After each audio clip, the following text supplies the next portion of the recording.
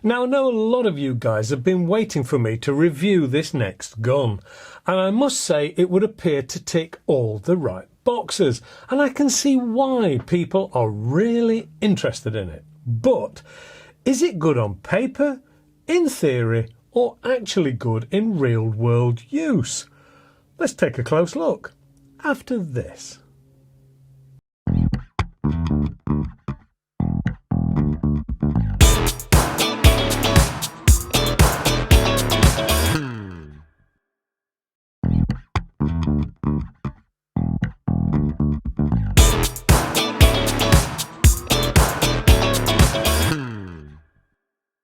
Hello and welcome to AAR on Air. Today it is finally the turn of the much asked for Sig Sauer MCX Virtus review.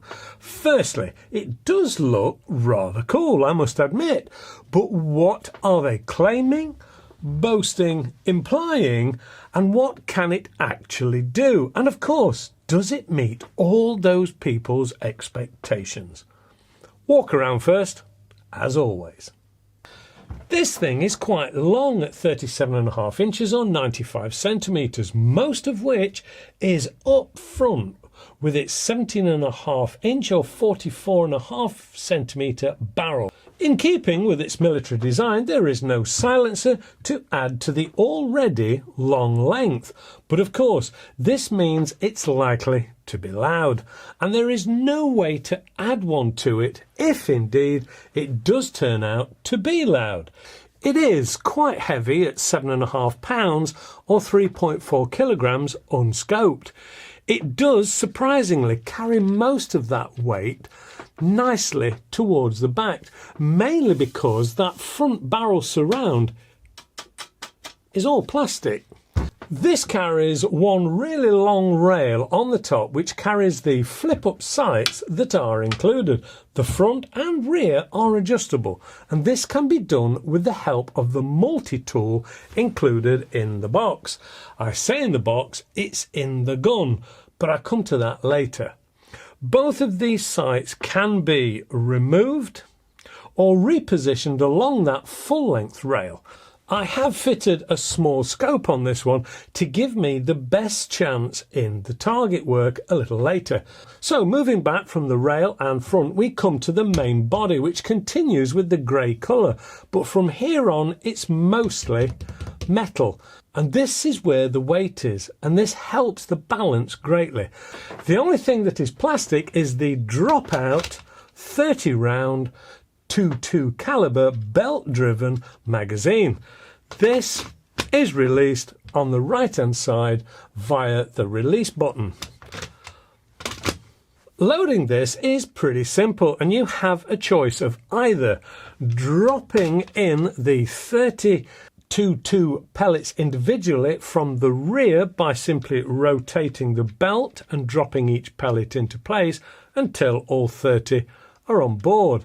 The other option is you can remove the belt from the magazine housing, load all 30 pellets into the magazine, being careful to have the pellets facing the correct way round. Then the multi-tool comes into play here again.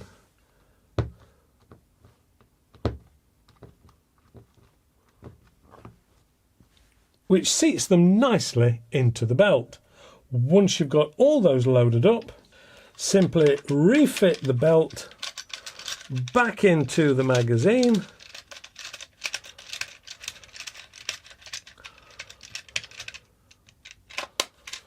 and you're good to go. This then slots nicely and firmly back into the rifle. Behind this is the AR type grip, which is also plastic, and this very nicely and neatly houses that multi-tool, making sure you should always have this available if needed. The safety is just above the grip and is again a military style safety, and is very sure-footed and operates from either side. Once it's in fire, there's the red dot to signal. So the fact this is on both sides mean even the left-handed shooters can have a choice. At this point I will come to the ancillary switches and buttons. All of these are pretty much just for show and serve absolutely no purpose whatsoever. It would have been really nice to have these more operational, but sadly not. To the rear of the gun is basically the HPA air cylinder and butt pad. Both of these come supplied in the box, naturally, but they are not pre-fitted. The bottle simply twists into the rear of the gun and the butt pad slips on the back of the bottle, and it's tightened into place with that multi-tool or a suitable hex key. Once these are fitted to the gun, there appears to be a heck of a lot of play in the fitting, but you simply need to bring the tank up to pressure and that loose fitting becomes completely secure and stable. Now this is kind of where we start to look at the stats, claims, etc. And it starts with confusion, I'm afraid. Firstly, this is a PCP. And this to me is its real appeal, because there's no CO2 canisters to keep replacing. And it means that the power levels on this should be up on a CO2 type gun. But there is a warning message on the side of the rifle that states maximum pressure 1200 psi or 83 bar. This doesn't seem like an awful lot to my mind, and I'm thinking more airsoft at this point rather than air gun. But when you look at the instruction book, it states fill pressures of 2000 to 3000 psi or 137 to 206 bar.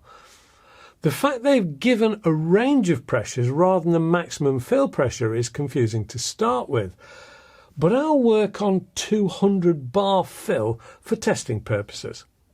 The HPA bottle is a 13 CI item and they claim it's good for 200 shots per fill. There is a very easy to read gauge on the bottle itself, and this is filled from a standard fitting, and of course you have all the usual PCP options to fill from: tank, pump or compressor. Okay then, we're loaded up with air and pellets and we're ready to try what I would say is the main appeal of this gun, the trigger, because it's about the closest you're going to get in the UK to a semi-automatic rifle. What I mean by that statement is it isn't actually semi-automatic, but requires the trigger to be pushed forward between shots, then you're ready again. There is no need to recock it, just keep moving the trigger to and fro. Now I've heard all kinds of suggestions around adding elastic bands to the trigger to do the resetting for you, but I've refrained from this because to me it would require the drilling of a small hole in the bottom of the trigger to make this work neatly and efficiently. But this isn't my gun, so I'm not about to start doing things like drilling holes in it. That would be up to you. But check with the laws of the land before you start such a project. What about power then? My normal approach here is to look at the claimed figures, but this is where it becomes a bit vague as to what exactly they are claiming. I would never normally do this, but I'm going to read out the official blurb at this point, because there are certain claims sort of direct and implied. The new MCX Virtus PCP air rifle is powerful enough to hunt small game such as squirrels and rabbits and is great for pest control in addition to target shooting.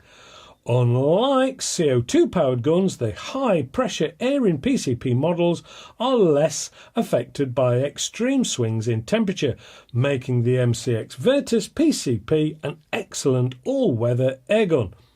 Performance will be consistent, whether shooting on hot summer days or in frigid temperatures. Now in that lot I see two main claims. One, it is powerful enough to hunt small game. Well, to do that, it's either got to be bang on the door of 12 foot-pounds of energy and or accurate enough for headshots at, say, 40 metres. It also claims to have consistent performance, in which case the feet per second spread should be pretty low, I would assume. These claims we're going to check out in just a moment. But first, there is the confusion around what power they're actually claiming the Virtus has. You see, this is a graph which initially implies 12 foot-pounds of energy. But if you look closer, it actually looks at performances using different weight pellets ranging from 9 grain to 14 grain. At 14 grains, I would consider it to be a lightweight pellet, considering most of the time 15.89 grain is the usual go-to weight pellet. But 9 grains? That's near a 177 pellet weight. And even though the graph shows 775 feet per second in 9 grains, they then state maximum velocity of 700 feet per second. So from that, I think we can basically assume the graph is a fancy looking image that has been put on the box, but actually means very little, allegedly.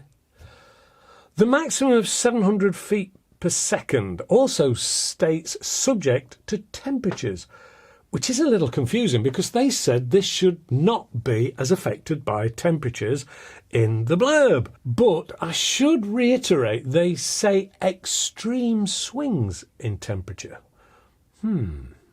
This all sounds like a lot of what I used to call CYA, cover your arse. You get my point.